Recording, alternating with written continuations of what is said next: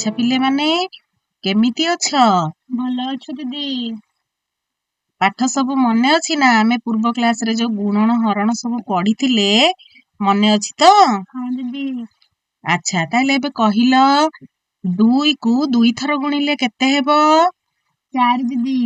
ଠିକ କହିଛୁ। ଆଚ୍ଛା ସେଇଭଳିଆ କହିଲ ଦେଖି 3 କୁ 2 ଥର ଗୁଣିଲେ କେତେ ହେବ? 6। କେମିତି 6 ହବ କି? 3 କୁ 2 ଥର ଗୁଣିବା ତା ମାନେ କଣ ନା 3 ଗୁଣନ 3 ତାହେଲେ କେତେ ହବ ଏବେ କୁହ? ହଁ ଦିଦି 9 ହବ। କୁ ଯଦି ଆମେ 15 ଥର ଗୁଣିବା 3 3 3 ଏମିତି 15 ଥର ଗୁଣିବା ତାହେଲେ କେତେ ହବ କହିପାରିବ? ନା ଦିଦି କହିବା ପାଇଁ ଟିକେ ସମୟ ଲାଗିବ, ଟିକେ କଷ୍ଟ ହବ ନାଇଁ କି?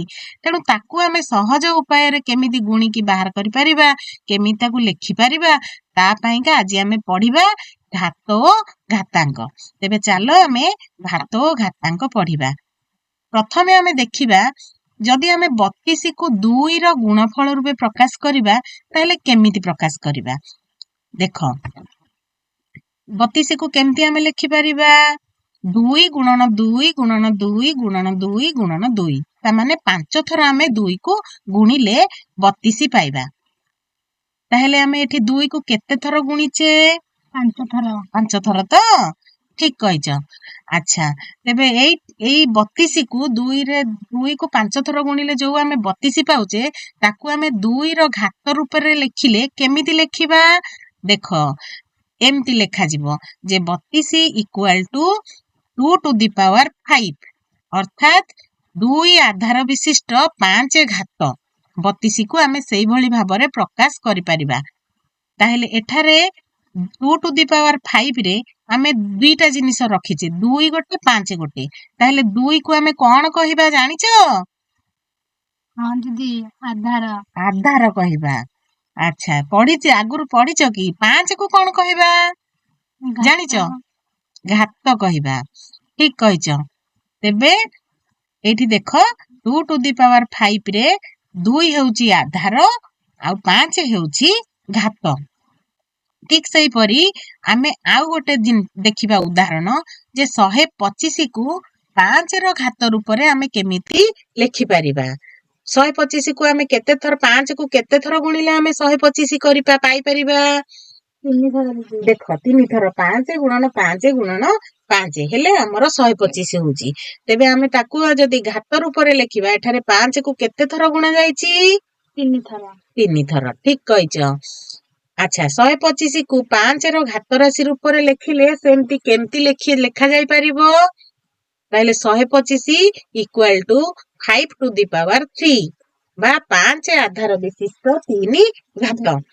ତାହେଲେ ଏଠାରେ ଆଧାର କିଏ? 5 ଦିଦି। 5 ଦେଖିବା। ଠିକ କହିଛ 5। ଆଉ ଘାତ କିଏ? 3। 3। ଠିକ ଅଛି। ତାହେଲେ 5 ଟୁ ଦି ପାୱାର 3 ରେ ଆଧାର ହେଉଛି 5, ଘାତ ହେଉଛି 3। ଆସ ଆମେ କେତେ ଗୁଡିଏ ଘାତ ରାଶି ଅଛି ସେଗୁଡିକୁ କେମିତି ଲେଖାଯିବ ଦେଖିବା। ପ୍ରଥମେ ଦେଖ 2 to the power 8। 2 to the power 8 ରେ 2 ହେଉଛି ଆମର ଆଧାର, 8 ହେଉଛି ଘାତ। ଅର୍ଥାତ୍ 2 କୁ ଆମେ 8 ଥର ଗୁଣିବା। ଦେଖ ଏଠାରେ ସେମିତି ଲେଖାଯାଇଛି 2 to the power 8 equal to 2 into 2 into 2 into 2 into 2 into 2 into 2 ତାହେଲେ 8 ଥର ଏଠି ଗୁଣା ଯାଇଛି। ଠିକ ସେଇପରି 6 ଟୁ ଦି ପାୱାର 6 ରେ 6 କୁ କେତେ ଥର ଗୁଣା ଯାଇଛି? 6 ଥର ଦିଦି। 6 ଥର ଗୁଣିବା ତ? ତାହେଲେ ଏଠି ଆଧାର ବି 6, ଘାତ ମଧ୍ୟ 6 ଅର୍ଥାତ୍ 6 କୁ 6 ଥର ଗୁଣା ଯାଇଛି। ଏଠି ଦେଖ 3 ଟୁ ଦି ପାୱାର 4 ରେ 3 ଆଧାର ଆଉ 4 ଘାତ। ତେବେ 3 କୁ କେତେ ଥର ଏଠି ଗୁଣା ଯାଇଛି? 4 ଥର ଦିଦି। ଦେଖିଲ ଠିକ ଅଛି ତ? 4 ଥର। ଠିକ ସେଇପରି ଆଉ ଗୋଟେ ଦେଖ a ଟୁ ଦି ପାୱାର 5। ଏଠାରେ ଆଧାର କିଏ? ଆଉ ଘାତ କିଏ? 5। ଠିକ ମନେ ରଖିଛୁ। ତାହେଲେ a ଟୁ ଦି ପାୱାର 5 ରେ a କୁ କେତେ ଥର ଗୁଣା ହେଇଛି? 5 ଥର ଦିଦି। 5 ଥର। ଠିକ ସେଇଭଳି ଆଉ ଗୋଟେ ଦେଖିବା p ଟୁ ଦି ପାୱାର 3। ତାହେଲେ p ଟୁ ଦି ପାୱାର 3 ରେ p କୁ କେତେ ଥର ଗୁଣା ଯାଇପାରିବ? 3 ଥର। 3 ଥର। ଏବେ ବୁଝିପାରିଲ ତ ଘାତ ରାଶିକୁ କିପରି ଲେଖାଯାଏ? ହଁ ଦିଦି। ଆମେ ସେଇଭଳି କେତେ ଗୁଡିଏ ସଂଖ୍ୟାର ଘାତ ରୂପ ଦେଖିବା। ପ୍ରଥମେ ଦେଖ 625। ଆଚ୍ଛା 625 କୁ ଯଦି ଆମେ 5 ର ଘାତ ରୂପରେ ପ୍ରକାଶ କରିବା ତେବେ ତମେ ଗୁଣିକି କହିଲ 5 କୁ କେତେ ଥର ଗୁଣିଲେ 625 ହେବ? ତୁମ ଖାତାରେ ନିଜେ ଗୁଣିକି ଦେଖ 5 କୁ କେତେ ଥର ଗୁଣିଲେ 625 ହେଉଛି। ଦେଖ 5 କୁ 4 ଥର ଗୁଣିଲେ 625 ହେଉଛି। ତାହେଲେ ଆକୁ ଆମେ ଯଦି ଘାତ ରୂପରେ ଲେଖିବା କେତେ ଲେଖିପାରିବା? ଦେଖିଆ କହିଲ। 5 to the power 4. 5 to the power 4 ତ? ଦେଖିବା ଠିକ ଅଛି ନା ନାଇଁ? ଠିକ। ଆଧାର ହେଉଛି 5, ଘାତ ହେଉଛି 4। ତାହେଲେ ଆମେ ତାକୁ 625 କୁ ସହଜ ଉପାୟରେ ଆମେ ଯଦି ଲେଖିବା ତାହେଲେ କେମିତି ହବ ନା 5 to the power 4। ସେଇଭଳି ଆମେ ଆଉ ଗୋଟେ ଦେଖିବା 128 କୁ 2 ର ଘାତ ରୂପରେ ଲେଖିବା। 2 କୁ କେତେ ଥର ଗୁଣିଲେ 128 ହେବ କହିଲ? ନିଜେ ଗୁଣିକି ଦେଖ। କେତେ ଥର ଗୁଣିଲେ? 7 ଥର ଗୁଣିଲେ 128 ହେଉଛି। ତେବେ ତାକୁ ଆମେ କେମିତି ଲେଖିପାରିବା ନା 2 to the power 7। ଏଠି ଆଧାର କିଏ? 2, ଘାତ କିଏ? 7, ଠିକ କହିଛ। ଆଚ୍ଛା ତାପରେ ଆଉ ଗୋଟେ ଅଛି 243, 243। ତାକୁ ଆମେ 3 ର ଘାତ ରୂପରେ ପ୍ରକାଶ କରିବା। ତାହେଲେ କେତେ ହେବ ଦେଖ? 3 କୁ କେତେ ଥର ଗୁଣା ଯାଇପାରିବ? 5 ଥର ଗୁଣିଲେ ଆମେ 243 ପାଇବା। ତାକୁ ଆମେ ଯଦି ଘାତ ରୂପରେ ଲେଖିବା ତାହେଲେ କେତେ ଲେଖା ଯାଇପାରିବ କହିଲ? 3 to the power 5. ଠିକ କହିଲ। ତେବେ 243 କୁ ଆମେ 3 to the power 5 ବୋଲି ଲେଖିପାରିବା। ସେଇଭଳି ଆଉ ଗୋଟିଏ ଅଛି 256। 256 କୁ ଆମେ 4 ର ଘାତ ରୂପରେ ଲେଖିବା। ତାହେଲେ 4 କୁ କେତେ ଥର ଗୁଣିବା? 4 ଥର। 4 ଥର ଗୁଣିଲେ ଆମେ 256 ପାଇବା। ତାହେଲେ ତାକୁ ଆମେ ଯଦି ଘାତ ରୂପରେ ଲେଖିବା କେତେ ଲେଖିବା? 4 to the power 4. ତମେ ଜାଣିପାରିଲ ତେବେ। ଆଉ ଗୋଟେ ଦେଖ ଆମେ ଏଇଠି କେତେ ଗୁଡିଏ ଘାତ ରାଶି ଅଛି ତାକୁ ଆମେ ସେଥିରୁ ଆଧାର କେତେ ଏବଂ ଘାତ କେତେ ଜାଣିବା। ପ୍ରଥମଟି ଦେଖ କେତେ ଲେଖା ଯାଇଛି, କେମିତି ପଢିବା ଆମେ? 3 to the power 8. ହଁ 3 to the power 8। ତାହେଲେ ଏଥିରେ ଆଧାର କିଏ? 3, ଆଉ ଘାତ କିଏ? 8, ଅର୍ଥାତ୍ 3 କୁ କେତେ ଥର ଗୁଣା ଯାଇଛି? 8 ଥର। Very good. ସେଇପରି ଆଉ ଗୋଟିଏ ତା ତଳକୁ ଦେଖ 5 to the power 0। ଏଥିରେ ଆଧାର କିଏ? 5, ଆଉ ଘାତ 0, 0। ଘାତ 0 ହେଇପାରିବ ନା ନାଇଁ? ହେଇପାରିବନି? ହେଇପାରିବ। ହେଇପାରିବ। ଆଚ୍ଛା ତାପରେ ଆମର ନେକ୍ସଟ ଅଛି a to the power 6। ତାହେଲେ a to the power 6 ରେ ଆଧାର କିଏ? A, ଆଉ ଘାତ? 6, ତାହେଲେ a କୁ କେତେ ଥର ଗୁଣା ଯାଇଛି? 6 ଥର। 6 ଥର। ତାପରେ ଆଉ ଗୋଟିଏ ଅଛି ଘାତ ରାଶି -2 to the power 5। ଏଥିରେ ଆଧାର କେତେ ହେବ? -4, ଘାତ କେତେ ହେବ? 5, 5। ଅର୍ଥାତ୍ -2 କୁ 5 ଥର ଗୁଣା ଯାଇଛି। ସେମିତି ଆଉ ଗୋଟିଏ ଅଛି MQ। MQ ରେ ଆଧାର କେତେ ହେବ? M, ଆଉ ଘାତ କେତେ ହେବ? 3, 3। ତା ମାନେ M କୁ 3 ଥର ଗୁଣା ଯାଇଛି। ଏବେ ଆମେ କେତେ ଗୁଡିଏ ସଂଖ୍ୟାର ଗୁଣଫଳକୁ ଘାତ ରୂପରେ ଲେଖିବା।